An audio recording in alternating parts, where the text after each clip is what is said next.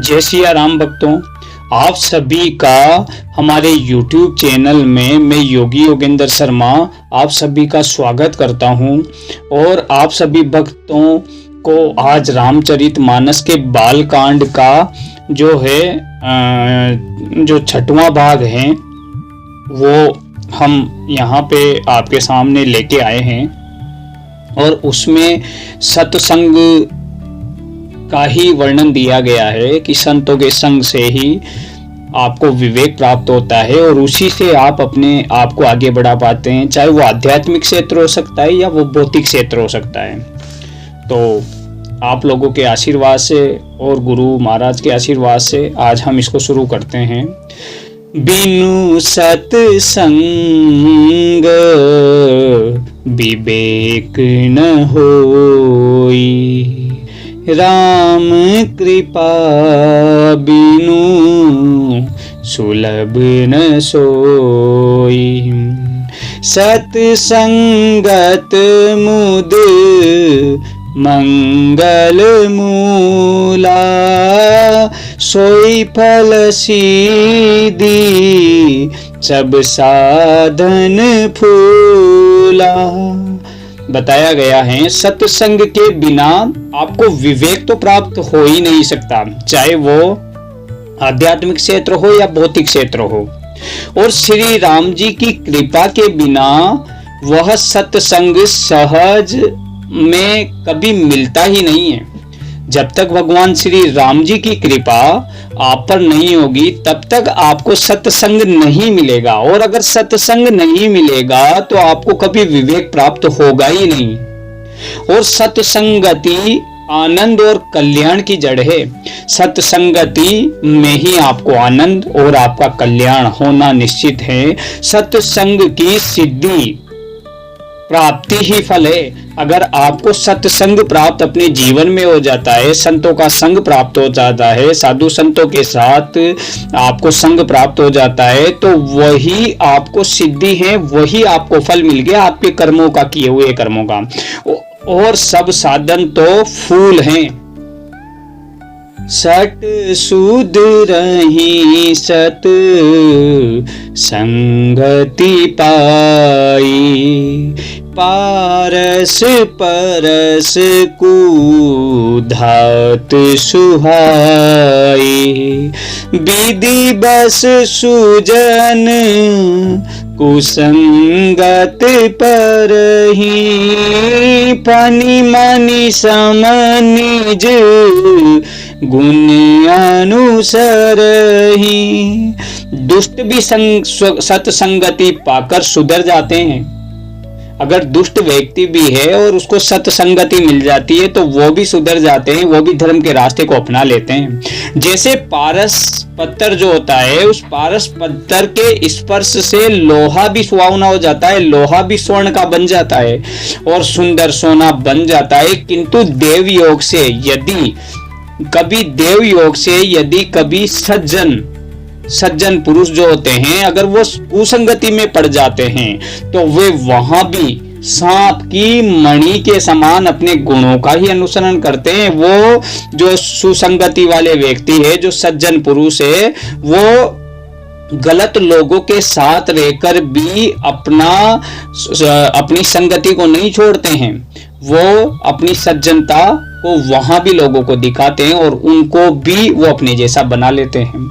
अर्थात जिस प्रकार सांप का साथ पाकर भी मणि उसके विष को ग्रहण कभी नहीं करती है, तथा अपने सहज गुण प्रकाश को नहीं छोड़ती है, उसी प्रकार साधु पुरुष दुष्टों के संग में रहकर भी दूसरों को प्रकाश ही देते हैं। दुष्टों का उन पर कोई प्रभाव पड़ता ही नहीं है। वो दुष्टों को जो है और सद्गति में और धर्म के रास्ते पर चलने का उनका प्रभाव के कारण वो दुष्ट भी सुधर जाते हैं।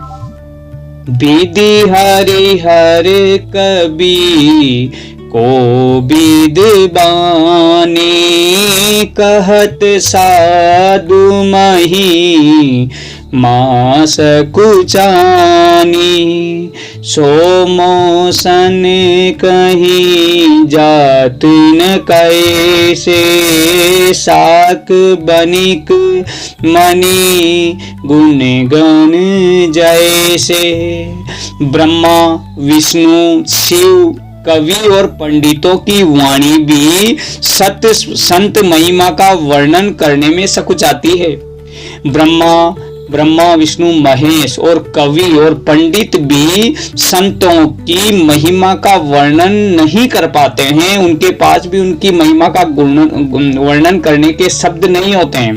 वह मुझसे किस प्रकार नहीं कही जाती, वह मुझसे किस प्रकार कही जाएगी।